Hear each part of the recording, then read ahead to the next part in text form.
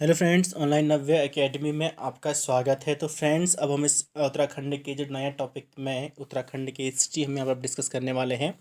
जैसे कि इससे पहले मैंने आपको बताया था कि उत्तराखंड की हिस्ट्री को अलग अलग पार्ट में डिवाइड करके आप लोगों के साथ डिस्कस करूँगा। तो अगर फर्स्ट टाइम चैनल पर आ रहे हैं तो चैनल को सब्सक्राइब ज़रूर कर लीजिएगा, बेल आइकन जरूर प्रेस कर रहे हैं। अगर आप Uttarakhand UK triple S C की आप तैयारी कर रहे हैं, उत्तराखंड पीसीएस की आप तैयारी कर रहे हैं, तो वीडियो को अंत तक ज़रूर देखें। तो सबसे पहली बात, उत्तराखंड के इतिहास को तीन भागों में बांटा जाता है। जैसे कि हम भारत का इतिहास पढ़ते हैं तो वहाँ पे भी भारत के इतिहास को तीन भागों में बांटा जाता है: प्रागैतिहासिक काल, आदि ऐतिहासिक काल और ऐतिहासिक काल। प्रागैतिहासिक काल वह काल जब प्रागैतिहासिक काल वह काल क्या कौन सा काल होता है जब मानव न तो किसी लिपि से यानी कि किसी लेखन लिपि से न तो वो परिचित था और ना ही उस समय कोई लिपि की जानकारी उनको थी। ठीक है, यानी कि ना ही वो वहाँ पे कोई लिपि का कोई मतलब ही नहीं था, वहाँ पे कोई लिपि थी ही नहीं है। जैसे कि आज हम पढ़ते हैं देवनागरी में, हम ये सारी चीज़ें पढ़ रहे हैं यहाँ पे, तो इसकी लिपि है हमारी देवनागरी लिपि, है ना। तो वहाँ पे ऐसी कोई भी चीज़ नहीं थी देवनागरी लिपि, कोई भी लिपि यहाँ पे, यानी कि यहाँ पे कोई लिपि का विकास ही नहीं हुआ था। यहाँ हम कह सकते थे कि प्रागैतिहासिक काल वह काल होता था जब मनुष्य क्या था, अलग अलग तरीके से क्या करता था, वो पेड़ों पर रहता था। जो आप कह सकते हैं कि जो फूल पत्तियाँ वगैरह उसका भोजन था। ठीक है, शिकार करना उसका उस समय भोजन था। तो इस तरीके से ना उसके पास कोई रहने की जगह थी, ना उसके पास कोई इधर उधर घूमने की, तो कोई भी चीज़ उसके पास नहीं थी। ठीक है, फिर इसके बाद आता है आदि ऐतिहासिक काल।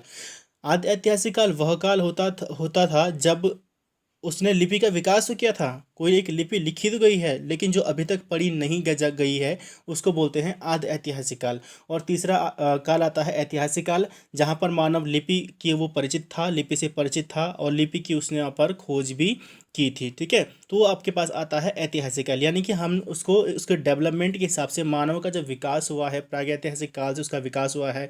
प्रागैतिहासिक काल के हिसाब से उसने फिर उसके बाद रहने के लिए स्थान ढूंढना शुरू किया। ठीक है, जैसे नवपाषाण काल, पुरापाषाण काल, ठीक है, मध्यपाषाण काल, ठीक है, उत्तर पुरापाषाण काल। तो इस तरीके से जब उसके काल चलते गए उसने अपने आप को विकास करता गया, इसीलिए उन कालों को अलग अलग तरीके से बांटा गया है। ठीक है, क्योंकि प्रागैतिहासिक काल का तो मेन टॉपिक हमारा क्या, पाषाण काल होता है, वहाँ पे पुरापाषाण काल। ठीक है, तो उसको हम वहाँ पे देखेंगे तो उसने वन बाय वन धीरे धीरे उसने अपने आप को विकसित करना शुरू किया। ठीक है, पहले वो सिर्फ जंगलों में रहता था और डालियों के ऊपर शाखाओं के ऊपर वो क्या करता था, उसका निवास हुआ करता था। उसने फिर धीरे धीरे उसने क्या किया, पत्ते फूल पत्ते खाने के बजाय उसने खाने की भी वहाँ पे तलाश की। सबसे पहले उसने अग्नि की खोज की, उसके बाद उसने धीरे धीरे खाने को पका कर खाना सीखा। ठीक है, जो भी वो मांस जो था उसको पका कर खाने लगा। फिर उसके बाद आगे चलते चलते नवपाषाण काल में आया। वो नवपाषाण काल में उसने कृषि करना सीखा, आग का उसने व्यापक तरीके से प्रयोग करना सीखा। तो इस तरीके से उसने अपने आप को विकसित वो करता गया। और आज हम ऐतिहासिक काल में, ऐतिहासिक काल के तीन पार्ट हैं: प्राचीन कालीन, ठीक है, मध्यकालीन होता है और आधुनिक कालीन। तो हम आज सबसे पहले प्राग ऐतिहासिक काल के बारे में डिस्कस करेंगे। नेक्स्ट वीडियो में आपके साथ आद ऐतिहासिक काल में उत्तराखंड का कहाँ कहाँ क्या क्या चीज़ें रही हैं वो हम सारी डिस्कस करने वाले हैं। तो आज हम यहाँ पे डिस्कस करने वाले हैं प्राग ऐतिहासिक काल के बारे में। तो प्रागैतिहासिक काल का जो मुख्य जो स्रोत थे जो उत्तराखंड के लिए, तो उत्तराखंड के बारे में जो जानकारी देते हैं तो वो पुरापाषाण कालीन जो भी उपकरण यूज किए गए थे, गुफाएं जो भी समय की थी, शैलचित्र जो थे, कंकाल जो थे, धातु उपकरण हो गया, और जैसे कि मृदभांड वगैरह जो होते थे, मिट्टी के बनाए हुए बर्तन जो होते थे, तो ये सारी चीज़ें जब क्या होती थी वहाँ पर प्राग ऐतिहासिक काल में। देखो, मैंने आपको पहले ही इसके बारे में बताया था कि वहाँ पर कोई इस तरीके से लिपि नहीं लिखी गई थी कि इस समय ये हुआ करता था या यहाँ पे ये चीज़ें हुआ करती थी। तो इस सब चीज़ों से वो परिचित ही नहीं था मनुष्य वहाँ पे। तो वहाँ पे जो उसने चीज़ें यूज़ की हुई हैं, जो उस समय के होमोसेपियंस को बोलते थे, ठीक है, उसके उस समय के मानव ने पुरापाषाण कालीन मानव ने जो भी वहाँ पर चीज़ें इस्तेमाल की हुई थी, तो उनके आधार पर हम उसका एक जायज़ा लेते हैं कि यहाँ पर ये चीज़ें हुआ करती थी। ठीक है, और कुछ स्थानों के हिसाब से उसको देखते हैं। तो हमारे जो मुख्य स्रोत हो तो प्रागैतिहासिक काल के हो तो उसका उस पाषाणकालीन उपकरण जो होते हैं, गुफाएं होती हैं, शैलचित्र हो गए, कंकाल उस समय के मिले हुए जो हैं, या उस समय के धातु के उपकरण जो मिले हुए हैं, मृदभांड जो मिले हुए हैं, उसके अकॉर्डिंग प्रागैतिहासिक काल का पता लगाते हैं। तो उससे कुछ गुफाएं इस प्रकार से हैं जो चमोली में कई बार क्वेश्चन पूछे जाते हैं। ठीक है, उत्तराखंड में। तो सबसे पहली बात, ये सबसे पहले जो है पे ग्वारखा गुफा जो है ये आपका है अलकनंदा में स्थित है, कहाँ, सॉरी, चमोली में स्थित है। कहाँ पर स्थित है? चमोली में। तो अलकनंदा नदी के तट पर है ये। ठीक है, चमोली क्योंकि जो पूरा चमोली अलकनंदा नदी के तट पर बसता है। ठीक है, तो अलकनंदा के तट पर ये बसा हुआ है। साथ ही यहाँ पे जो ये जो गुफा है वो यहाँ पे एग्जैक्ट जिसकी लोकेशन है वो है डुंगरी गांव। कहाँ पर है? डुंगरी गांव में उसकी एग्जैक्ट लोकेशन जो है डुंगरी गांव में है, ग्वारखा गुफा की चमोली में। यहाँ से इसकी जो विशेषता है, यहाँ से मानव मानव के जो रंगीन चित्र मिले हुए हैं, भेड़, लोमड़ी, बारहसिंगा के साथ जो मानवीय मानव ने जो वहाँ पे चित्र बनाए हुए थे वहाँ पे मिले हुए हैं। ठीक है, तो आपके पास क्वेश्चन इस तरीके से भी पूछा जा सकता है कि ग्वारखा गुफा कहाँ पर स्थित है, चमोली उत्तराखंड में स्थित है। ठीक है, या फिर इस तरीके से हो सकता था कि जो रंगीन जो चित्र मिले हुए हैं मानव के बारहसिंगा लोमड़ी के साथ, वो कहाँ पर मिले हुए हैं, तो ग्वारखा गुफा में मिले हुए हैं। ठीक है, अगला आता है लाखों गुफा। कई बार क्वेश्चन पूछा जा चुका है लाखों ओडियार के नाम से, लाखों गुफा के नाम से, कि लाखों ओडियार कहाँ पर स्थित है, लाखों गुफा कहाँ पर स्थित है, वो है आपका अल्मोड़ा में स्थित है। ठीक है, देखो उत्तराखंडी अगर भाषा में, गढ़वाली भाषा में अगर बात करें तो गुफा को ओडियार के नाम से भी जाना जाता है। क्या कहते हैं, ओडियार उसको कब बोला जाता है। तो जैसे मैंने अभी अभी नाम लिया था कि लाखों ओडियार, तो लाखों ओडियार का जो क्वेश्चन कई बार पूछा जा चुका है, तो क्वेश्चन को लाखों गुफा न करके लाखों ओडियार भी पूछ सकता है, तो आपको ध्यान रखना है। ठीक है, तो ये आपका अल्मोड़ा में है। तो अल्मोड़ा में बारह छीना एक जगह पड़ती है, वहाँ पर स्थित। ठीक है, कहाँ पर स्थित है, बारह छीना जगह पर ये स्थित है।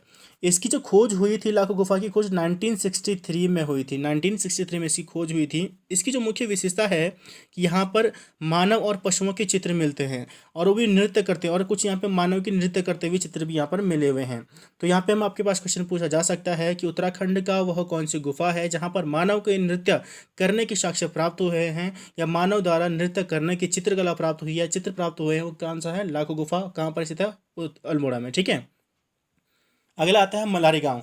मलारी गांव जो है ये आपका चमोली जिले में स्थित है। ठीक है, और इसकी जो खोज हुई थी 2002 में खोज हुई थी। कब हुई थी, 2002 में। इसकी खोज 2002 में जो हुई थी, तो गढ़वाल विश्वविद्यालय यानी कि हेमंत नंदन बहुगुणा विश्वविद्यालय के जो कुछ जो शोधकर्ता थे, उन्होंने यहाँ पर कुछ जो मलारी गांव में कुछ हज़ारों सालों पुराने नरकंकाल जो वहाँ पे शोध करने गए थे, तो नरकंकाल वहाँ पे मिले, मिट्टी के बर्तन वहाँ पे मिले। तो और साथ ही वहाँ पे एक 5.2 केजी का एक सोने का मुकुट मिला था।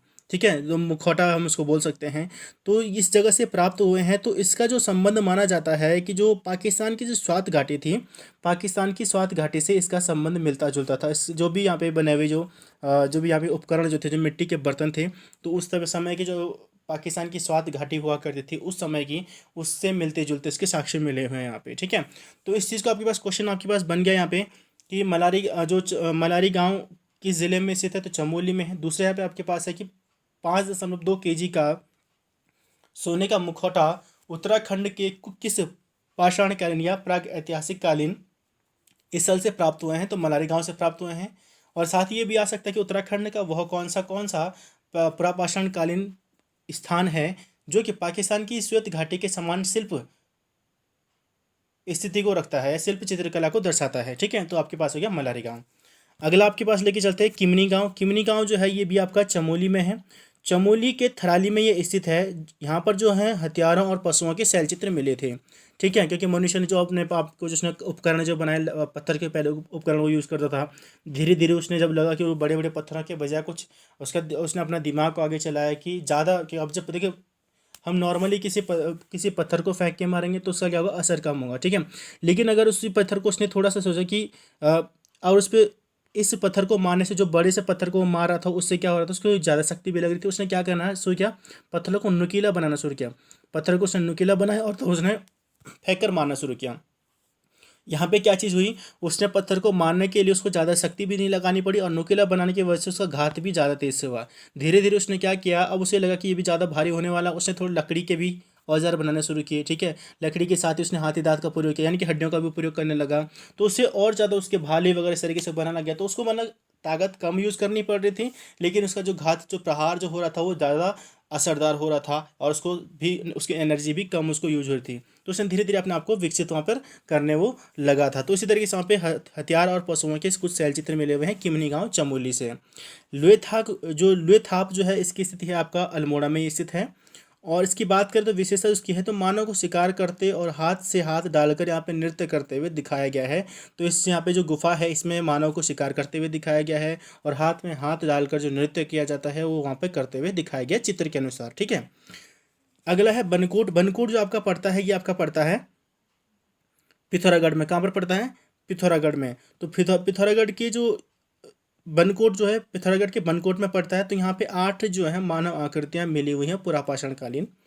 फलसीमा, फलसीमा एक और जगह यहाँ पे है, फलसीमा जो आपको यहाँ पे अभी ध्यान आया इसमें। तो फलसीमा एक और जगह है, तो ये अल्मोड़ा में स्थित है, जहाँ पे योग और नृत्य नृत्य मुद्रा में मानव आकृतियाँ बनाई गई हैं।